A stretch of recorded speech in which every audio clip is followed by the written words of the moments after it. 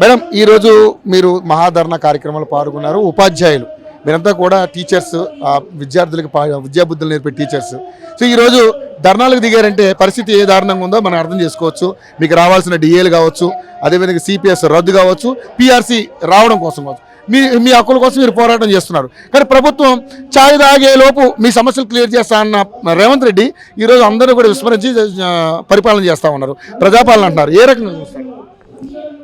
తెలంగాణ ప్రాంత ఉపాధ్యాయ సంఘం రాష్ట్ర శాఖ పిలుపు మేరకు ఈరోజు వివిధ జిల్లాల నుంచి మేమందరము కూడా మా యొక్క సమస్యల్ని విన్నవించుకోవడానికి శాంతియుతంగా ధర్నా చేపట్టడం జరిగింది.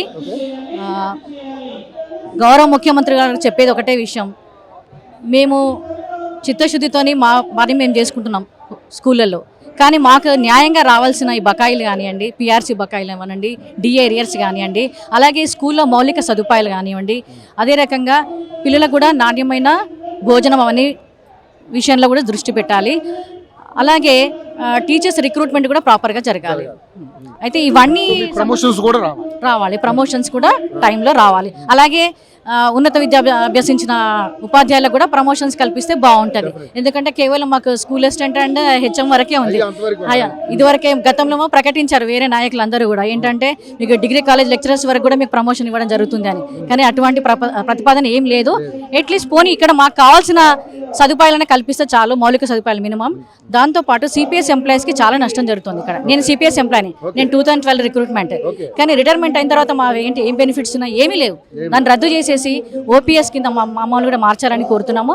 అదే రకంగా ఇప్పుడు ఉచితాలని ప్రకటిస్తుంది గవర్నమెంట్. మరి ఉచితాల కోసం ఓపీఎస్ లోకి మమ్మల్ని మార్చాలి, ఇదొక డిమాండ్. దాంతోపాటు 317 జీవో కూడా సవరించాలి. అలాగే పిఆర్సీ ఏరియర్స్ కానివ్వండి, డిఏ బకాయిలు కానివ్వండి, అవన్నీ కూడా త్వరితగతిన పరిష్కరించి మాకు న్యాయం చేయాలి. దాంతోపాటు ఇప్పుడు ఉచితాలని చెప్పి గవర్నమెంట్ వేల కోట్ల రూపాయలు ఖర్చు పెడుతుంది. ఆ రకంగా మన తెలంగాణలో ఉన్న వాళ్ళందరినీ కూడా లేజీ ఫెలోస్. మీరు ఉచిత బస్సు మీకు ఇస్తుంటే మీరు కూడా బాగా లేదండి, మేము అడిగామండి ఉచితాలు మేము అడగలే కదా, ఎవరు అడగలే. అయినా ఉచితాలు గవర్నమెంట్ ప్రవేశపెడుతుంది. అంటే వాళ్ళ లబ్ధి కోసం వాళ్ళు చూస్తున్నారు తప్పితే ఈ స్కీములన్నీ ఏ రకంగానూ ఉపాధ్యాయులకు మాత్రం న్యాయం జరగదు ఈ విషయంలో. సో మరి ఉపాధ్యాయులకు న్యాయం జరగట్లేదు, ఇప్పుడు ధర్నాకు దిగారు, ఏంటి మరి డిమాండ్స్? మరి ప్రభుత్వం దిగరాకపోతే ఏం చేద్దాం? ప్రభుత్వం రాకపోతే నెక్స్ట్ స్టెప్ మాకు రాష్ట్ర శాఖ ఏ రకమైన పిలిపిస్తే ఆ రకంగా మేము రెడీ ఉంటాం. నిరాహార దీక్షకైనా రెడీ ఉంటాం ఉపాధ్యాయ సంఘం నుంచి, తపస్సు నుంచి. రైట్. సో ఈ ధర్నా సందర్భంగా ముఖ్యమంత్రి గారికి విన్నవించేది ఒకటే, వారికి మా వాయిస్ వినిపిస్తున్నాం ఇప్పుడు. రైట్. మా సమస్యలన్నీ కూడా త్వరితగతిన, మా హక్కులుగా మా సమస్యలు ఏవైతే ఉన్నాయో అవన్నీ కూడా త్వరితగతిన పరిష్కరించాలని కోరుతున్నామండి.